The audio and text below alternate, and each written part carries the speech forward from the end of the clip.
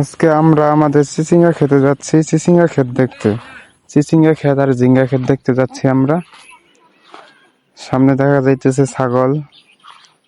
ছাগলগুলো অন্যজনের, আমাদের ক্ষেতে ঘাস খাওয়াইতেছে। চিচিঙ্গা ক্ষেতের চারাগুলো কেমন হলো, পোকা টোকা ধরলো কিনা গাছে, কীটনাশক ব্যবহার করার প্রয়োজন আছে কিনা, এগুলো দেখার জন্য আজকে চিচিঙ্গা খেতে আসলাম আমরা।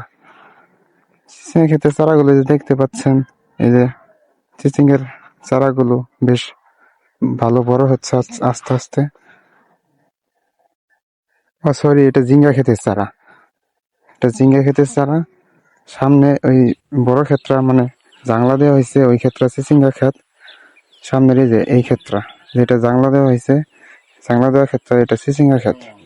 চিচিঙ্গা ক্ষেতের চারাগুলো বেশ বড় সড়ো হয়ে জাংলার উপরে উঠে পড়তেছে আস্তে আস্তে আস্তে ধীরে।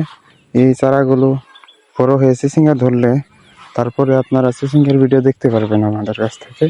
চিচিঙ্গা ক্ষেতের বেশ এখন চিচিঙ্গার মোটামুটি ভালো দাম। এখন চিচিঙ্গার দাম মোটামুটি ভালোই এখন।